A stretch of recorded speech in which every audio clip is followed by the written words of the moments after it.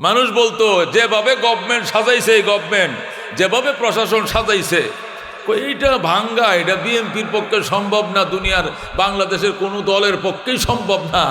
আল্লাহ কি কইলে, কুলিল্লাহুম্মা মালিকাল মুলক, জোরে আল্লাহু আকবার, তুতিল মুলকা মান তাশা ওয়া তানজিউল মুলকা মিম্মান তাশা ওয়া তুইজ্জু মান তাশা ওয়া তুযিল্লু মান তাশা বিয়াদিকাল খায়র ইন্নাকা আলা কুল্লি শাইইন কাদির। আল্লাহু আকবার। আল্লাহ নবী খন্দকের যুদ্ধে গেছে, যায় ফরিকা খাল কাটতেছে, খাল, ওই দেশে তোর মাটি না, পাথর কাইটে খাল বানান লাগে, কত ঠিক কিনা? আমাদের তো মাটি কাইটে খাল বানায়, সেই দেশে তো পাথর। ওহুদ পাহাড় 3 দিক থেকে ইউটার্ন দেওয়া, শুধু দক্ষিণ পাশটা খোলা, পশ্চিমে পাহাড়, পূর্বেও পাহাড়, উত্তরেও পাহাড়, শুধু দক্ষিণ পাশটা খোলা। ওহুদ পাহাড় এটা প্রায় 14 কিলোমিটার, ইউটার্ন দেওয়া কয় কিলোমিটার? 14 কিলোমিটার। ইউটার্নের এই মাথার থেকে ওই মাথা প্রায় 6 মাইল। কয় মাইল? এই জন্য সাহাবায়ে কেরাম চিন্তা করলেন, কাফেররা গত বছর ওহুদে আমাদেরকে মার দিয়ে গেছে, এবার আমাদেরকে নির্মূল করতে চায়। ওহুদের ইউটার্নের এই মাথার থেকে ওই মাথায় ফরিকা খনন করব। মক্কার কাফেররা যখন আইসা দেখবে গভীর খাল, নামতে সাহস পাবে না। যদি কেউ নামতেও যায়, আলীরে বলবো এমন আঘাত করবে খাল থেকে আর জমিনে উঠতে দিবে না। সুবহানাল্লাহ। এই জন্য তারা ফরিকা খননের সিদ্ধান্ত নিছে। এই জন্য যুদ্ধটার নামে খন্দকের যুদ্ধ। কোরআনের ভাষায় গজওয়ে আহজাব, আর ইতিহাসের ভাষায় খন্দকের যুদ্ধ। খন্দক মানে খাল, খন্দক মানে কি? খাল। এই যুদ্ধ সম্পর্কে আল্লাহ স্পেশাল একটা সূরা আহজাব নামে একটা সূরা নাজিল করছে। সুবহানাল্লাহ। তো এই ফরিকা খনন শুরু হয়েছে মদিনায়, তখন খুব দুর্ভিক্ষ, ফসলাদি হয় না, 3 দিনে একবার খাবার পায় না। সাহাবায়ে কেরাম পেটে ফাতর বেঁধে খাল খনন করে। খনন মোটামুটি শেষ পর্যায়ে নবীজি বলেন, কতটুকু হয়েছে খাল খনন? সাহাবায়ে কেরাম হুজুর শেষ, শুধু 3টে পাথর খাল থেকে আমরা সরাইতে পারতেছি না। কটা পাথর? বড় বড় 3টে পাথর, এক এক পাথর 10 টন, 15 টন, 20 টন। এই ছোট ছোট হাতুর দিয়ে, সাফল দিয়ে বাড়ি দিলে এই পাথর ভাঙ্গে? ভাঙ্গে পাথর? ইয়া রাসূলুল্লাহ, এই 3টে পাথর ভাঙতেও পারি না, সরাইতেও পারি না, এক একটা 10 টনি, 15 টনি। আল্লাহ নবী কয়, হাতুড়ি আমার হাতে দে, হাতুড়ি আমার হাতে দে। পয়গম্বরে হাত দিয়ে ঠুক্কা দিছে, পাথর চুরমার হয়ে গেছে। নবী শুধু হাতুরটা দিয়ে ইশারা দিছে, বাস ভেঙ্গে চুরমার হয়ে গেছে পাথর। পাথর তো ভাঙ্গে না, এখানে কাহিনী হয়েছে। যেই পাথরটা ফেটে দিয়ে 2 টুকরা হয়ে যায়, মাঝখান থেকে একটা অগ্নি ফুলকি বের হয়। নবী বলে আল্লাহু আকবার। সাহাবীরা হুজুর কি দেখলেন? আল্লাহু আকবার বললেন, আমি দেখেছি ইতালির রাজধানী রোম আল্লাহ আমার হাতে দিয়ে দিছে। তাই নাকি? কহ এটা উঠাও, এটা উঠাও, এটা তো ব্যঙ্গে চোরমা। 2 নম্বর পাথরে আবার আঘাত করছে, আবার অগ্নি ফুলকি বের হয়েছে। হুজুর আল্লাহু আকবার বলছেন, এখন কি দেখছেন নবীজি? নবীকে এখন দেখি পারস্য, গোটা ইরানের রাজধানী আল্লাহ আমি নবীর হাতে দিয়ে দিছে। পারস্য আমরা শাসন করব, ইরানিরা নয়। বলেন আল্লাহু আকবার। 2 পাথর শেষ, কণাগুলো উঠাও। পাথর তো ছোট হয়ে গেছে, সাহাবায়ে কেরাম সবটি উঠাইয়া পারে উঠাইছে। খাল ফরিকা পরিষ্কার হয়ে গেছে। আরেকটা ছোট্ট মাঝারি পাথর নবী ইটের মধ্যে হালকা টুক্কা দিছে, এটাও ভেঙ্গে পাথরের মাঝখান দিয়ে আগুন। আল্লাহু আকবার। রসুল বলেন আল্লাহু আকবার, আল্লাহু আকবার। সাহাবীরা বলেন, হুজুর এখন কি দেখলেন? এখন দেখছি ইয়েমেনের রাজধানী সানা নগরী আমি নবীর হাতে আল্লাহ দিয়ে দিছে। আল্লাহু আকবার। 3 পাথর ভেঙ্গে 3 সিমটন দেখলেন নবী। সাহাবায়ে কেরাম বিশ্বাসও করছে। যুদ্ধ শুরু হয়েছে। মক্কা থেকে 10,000 কাফের আইছে। কয় হাজার? এদিক দিয়ে সাহাবায়ে কেরাম মাত্র 3,000। কয় হাজার? এরা তো সিংহের মতো গর্জন দিয়ে আইছে। নবীর সাহাবীদেরকে খায়ালামু, গিলালামু, দুনিয়াতে মিসমার করে ফেলামু। আল্লাহ কো, আয় দেখি কে খায়, কে গিলে, কার খাওয়া কে খায়, আয় দেখি। আল্লাহু আকবার। আসছে কাফেররা, আইসেই দেখে এত বড় খাল, গভীর খাল, 12 হাত গভীর খাল। জীবনে তো আরবরা খাল, নদী, বিল, বৃষ্টি, তুফান এতে তো দেখে অভ্যাস নাই। বছর একবার বৃষ্টি হয় না। খাল কি, বিল কি, নদী কি? এটা বাংলাদেশ নিবাইছেন? নদী, বিল, খাল, 3 জিনিসের নাম বরিশাল। হয় মুসলমান, বরিশাল কি সৌদি আরব আছে? এখন খাল দেখে তো বেহুশ। আরবরা কয়, এই বুদ্ধি কই পাইল? এটা তো ইংমার্কিনীদের বুদ্ধি। তখন ইংমার্কিন ছিল হলো রোম, পারস্য। রুম পারস্য পরাশক্তি ছিল পৃথিবী। রুম পারস্যদের, রুমিরা যখন পারস্যদের বিরুদ্ধে যুদ্ধ করতো, পারস্যরা মরুভূমির মাঝখানে খাল কাটতো, আর বিরোধীরা খালের মাঝে পড়ার সাথে সাথেই ওখানে বর্ষাতে আঘাত করতো, আর উপরে উত্তর দিত না। এই বুদ্ধি এদেরকে কে দিল? এখানে সালমানে ফার্সি আছে, ওই ফারস্যের এক লোক 130 বছর বয়সে আইসা মক্কায় নবীর হাতে কালমা পড়ে মুসলমান হয়েছে, হিজরত করে মদিনায় আইছে। এর বুদ্ধি ছাড়া আর কারো বুদ্ধি নয়। আল্লাহু আকবার। আসলে উনারই বুদ্ধি ছিল এটা। হয়তো সালমানে বলছিল, হুজুর আপনার সকল সাহাবীদের মধ্যে বয়স আমার সবচেয়ে বেশি। আবু বকর 63 বছর বাচ্চে, উমর 63, উসমান আরো কম, আলী আরো কম, আরো 100 বছর বাচ্চে 230 বছর বয়সে মারা গেছে। যেরকম সুবহানাল্লাহ। বয়সের দিক থেকে সবচেয়ে সিনিয়র সাহাবী, বয়সের দিক থেকে, আর সম্মানের দিক থেকে আবু বকর সবচেয়ে সিনিয়র। যেরকম সুবহানাল্লাহ। বন্ধুগণ, আরবরে খাল দিকে বেহুশ, খালের পারে দাঁড়ায়া এখন এই কামরানি তোরা করলে আমরা তো একটু গোয়েন্দাদেও জানতে পারলাম না যে খাল। আলীকে আসো, এদিকে আসো, খাল পারে এদিকে আসো মাত্র। ওরা হায়ার করে মক্কা থেকে মহা সন্ত্রাসী আনছে, একাই 20-50টারে খাইতে লেগো, কিলার গ্রুপের সদস্য কিনে আনছে, বুঝেন না, সন্ত্রাস। আলী কিলারকে উনি, আসো খালে নামো। খালে নামছে মাত্র নিচে আলী বাম হাতে একটা বর্ষা দিছে, সেখানে শেষ জাহান্নাম। যেরকম আল্লাহু আকবার। যখন মেন্ডারের টেররটাকে ফালাই দিছে, এরপরে 21 দিন পর্যন্ত ওরা ওই পারে দাঁড়ায় রয়েছে, এইদিকে আর রুখ করার সাহসই পায় নাই মক্কাবাসী। যেরকম আল্লাহু আকবার। সাহাবায়ে কেরাম খালের এই পারে, কাফেররা ওই পারে, এদিকে 3000 ওইদিকে 10,000। এখন একটা নামার পরে যেন উঠতারে নাই, আর কেউ নামেও না, এখন সে অবরোধ করে রাখছে। এই অবরোধ 21 দিন। কয়দিন জোরে কোন কয়দিন? 21 দিন অবরোধ করছে।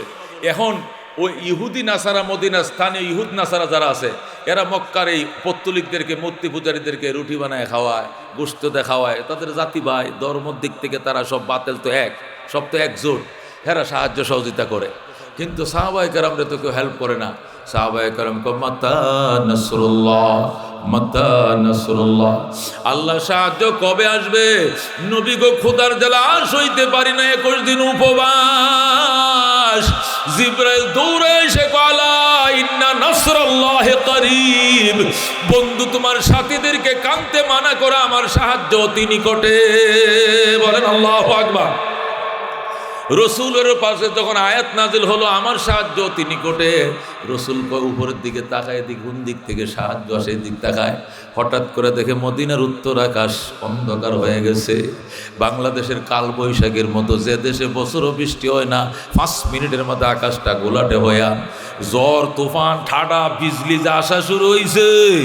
এখন মক্কার কাফেররা কো আয় রে আয় গেলে আয়, আয় রে আয় গেলে আয়, মুহাম্মদের খোদার গজব নাজিল হয়ে গেছে, এখানে টিকা যাবে না। বলেন আল্লাহু আকবার। কাফেররা লুঙ্গি তোলেয়া বিল ফাতারে ফলাইছে, লুঙ্গি থুইয়াই ফলাইছে, একটা কাফেরও নাই। আল্লাহর হাবিব সাল্লাল্লাহু আলাইহি সাল্লামের 3000 কাফের বিজয় লাভ করছে। সুবহানাল্লাহ। 10,000 হইয়াও ঠাডা বিজলি ফাইয়া মায়ের ছুটে যে দিক পারে পলাইছে, 3000 সাহাবী জিতে গেছে। যেরকম আল্লাহু আকবার।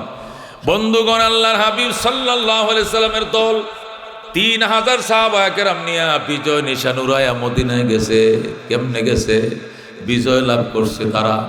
3000 মুসলমান 10,000 কাফেরের মোকাবেলা করে যুদ্ধ ময়দান থেকে বিজয়ের নিশান নিয়ে উড়াইয়া মদিনায় যায়। বলেন আল্লাহু আকবার। মদিনায় যায়া ইহুদি নাসারাদের সামনে কয়, ইহুদিরা রে, তোরা দেখছি মক্কার কাফেরদেরকে রান্না বান্না করে খাওয়াইছো, তোদের শাস্তি হবে।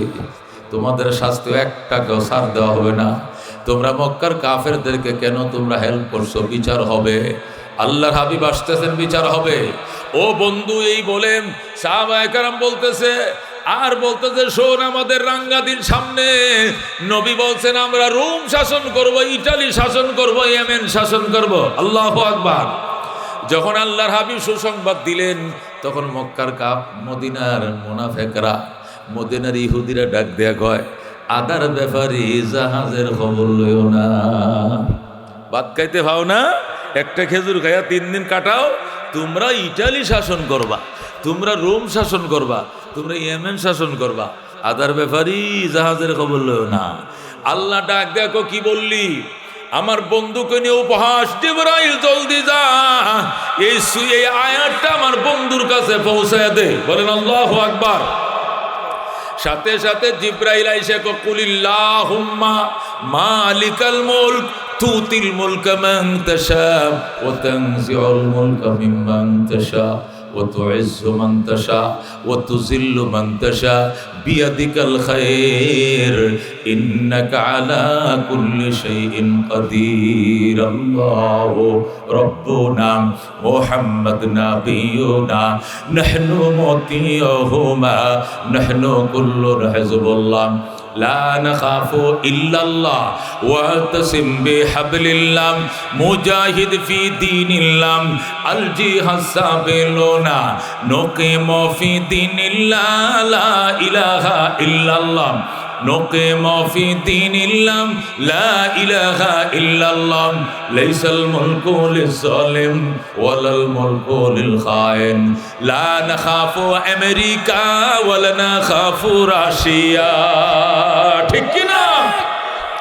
লা নাখাফু রাশিয়া ওয়ালা নাখাফু আমেরিকা এলাউদ্দিন কসদুনা আল্লাহু রাব্বুনা মুহাম্মাদ নাবিয়ুনা নাহনু মুতিয়ুহুমা নাহনু কুল্লুন হিজবুল্লাহ লা নাখাফু ইল্লাল্লাহ ওয়াতাসিম বিহাবলিল্লাহ মুজাহিদ ফি দীনিল্লাহ আল জিহাদ সাবিলুনা নাহনু কুল্লুন যুল ইসলাম কানুনুহু আল কুরআন। ঠিক কি না?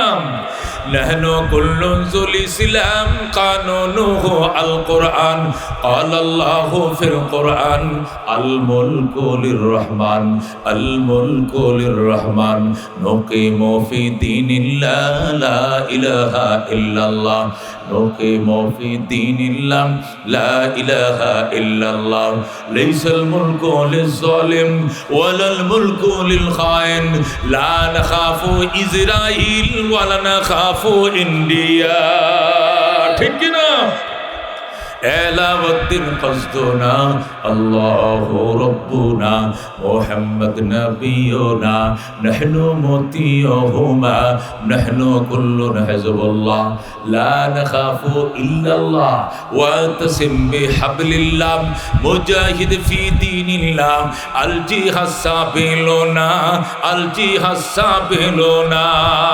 নারে তাকবীর, নারায়ে তাকবীর। আল কোরআনের আলো, আল হাদিসের আলো, নারায়ে তাকবীর। মুহাম্মাদুর রাসূলুল্লাহ।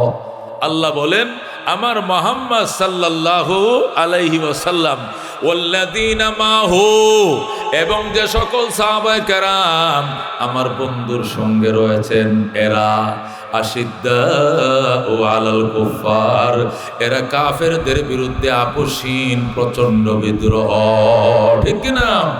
রুহামাউ বাইনাহুম, কিন্তু নিজেরা পরস্পর একে অপরের প্রতি অত্যন্ত সহমর্মশীল। কতক্ষণ ঠিক কিনা? সাহাবায়ে কেরাম কাফেরদের সাথে কোনো আপোষ নাই, কিন্তু নিজেদের বেলায় কলিজা ছিঁড়ে একজন আর একজনকে খাওয়ায়। কতক্ষণ ঠিক কিনা? আল্লাহ বলেন তারাহুম রুকআন সুজদা, এদেরকে তাকাইয়া দেখবা হয়তো রুকুতে আছে অথবা সিজদায় পড়ে কান্দে। আল্লাহু আকবার। ইয়াবতাগুনা ফাদলাম মিনাল্লাহ, এরা আল্লাহর করুণা ভিখারী, এরা আল্লাহর করুণা ভিখারী। ফি আসা ফি উজুহিহিম মিন আসারিস সুজুদ, তাদের চেহারার মধ্যে রয়েছে সিজদার দাগ। কথা কোন ঠিক কিনা? এই আয়াতের মধ্যে আল্লাহ সাহাবায়ে কেরামের তিনটা চিহ্নের কথা বলছেন। কয়টা? এক নম্বর আলামত হলো সাহাবায়ে কেরাম কাফেরদের বিরুদ্ধে প্রচন্ড বিদ্রোহ, আর নিজেদের বেলায় কলিজা ছিঁড়ে একজন আরেকজনকে খাওয়ায়। সাহাবায়ে কেরাম কাফেরদের বেলায় কোনো আপোষ জানে না। কতক্ষণ ঠিক কিনা? কিন্তু নিজেদের বেলায় কলিজা ছিঁড়ে একে অপরকে খাওয়ায়। এরা রুকুকারী, এরা সিজদাকারী, এরা আল্লাহর করুণা ভিখারী।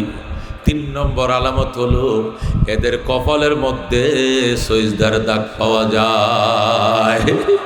ফি ওয়ুজুহিহিম মিন আসারিস সুজুদ, এদের চেহারায় রয়েছে সজদার দাগ, সজদার দাগ। আর 100% আবেদ। কথা কোন ঠিক কিনা? সাহাবায়ে কেরামের 3টা গুণ, কাফেরদের সাথে আপোষহীন, নিজেদের বেলায় কলিজা ছিঁড়ে খাওয়ায়। 70 জন সাহাবী যুদ্ধের ময়দানে পানি পানি বলে কাতর হয়ে গেছে। কে যেন 1 গ্লাস পানি নিয়ে আইছে, আইসা কো ধরেন খান পানি, উনি কো আমার বাইরে দাও। উনার ভাইয়ের কাছে নিয়ে গেছে, উনি কো আমার বাইরে দাও। সে দিছে তার কাছে, সে কো আমার বাইরে দাও। দিতে দিতে একানের গ্লাস ওই 70 নম্বর সিরিয়ালে চলে গেছে। শুধু বাইরে দাও বাইরে দাও, নিজে খায় নাই। এই দিক দিয়ে গ্লাসও গেছে শেষ মাথায়, মৌতের মিছিলও গেছে শেষ মাথায়। একটা সাহাবী বাঁচে নাই, প্রত্যেকটা সাহাবী শাহাদতের তৃষ্ণায়, আল্লাহু আকবার, শাহাদতের পানি শরবত পান করছে, দুনিয়ার পানি শরবত পান করে নাই। এদেরকে বলে সাহাবায়ে কেরাম। বন্ধুগণ, এই জন্য সাহাবায়ে কেরামের প্রতি অত্যন্ত আদর, ভক্তি, ভালোবাসা থাকা এটা উম্মতের জন্য ওয়াজিব। কথা কোন ঠিক কিনা? সাহাবীদের সমালোচনা করা যাবে না। 1 লক্ষ আল্লাহর ওলি যদি এক পাল্লায় উঠাও, দুনিয়ার সব আল্লাহর ওলিদেরকে এক পাল্লায় উঠাও, আরেকটা সাহাবীর ঘোড়ার পায়ের তলির বালিগুলো এক পাল্লায় উঠাও, সাহাবীর ঘোড়ার পায়ের তলার বালির ওজন আল্লাহর কাছে বেশি হবে। জোরে কোন সুবহানাল্লাহ। এইটা হলো সাহাবায়ে কেরামের শান। আল্লাহ রাব্বুল আলামিন পরিষ্কার কোরআনুল কারীমের মধ্যে বলেছেন, আমিনু কামা আমানান নাস। ও দুনিয়ার কাফেরেরা, সাহাবায়ে কেরাম যেমনে ঈমান আনছে তোমরা ওইভাবে ঈমান আনো। বলেন আল্লাহু আকবার। সুতরাং আমার ঈমানের জন্য সাহাবীর ঈমান হলো আইডল। কোন? আমার ঈমানের জন্য সাহাবীর ঈমান হলো নমুনা। আমার ঈমানের জন্য সাহাবীর ঈমান হলো নকশা। আমার ঈমানের জন্য সাহাবীর ঈমান হলো আইডল, আইকন। আমার ঈমান যদি সাহাবীর ঈমানের সাথে, তাহলে গ্রহণযোগ্য ঈমান।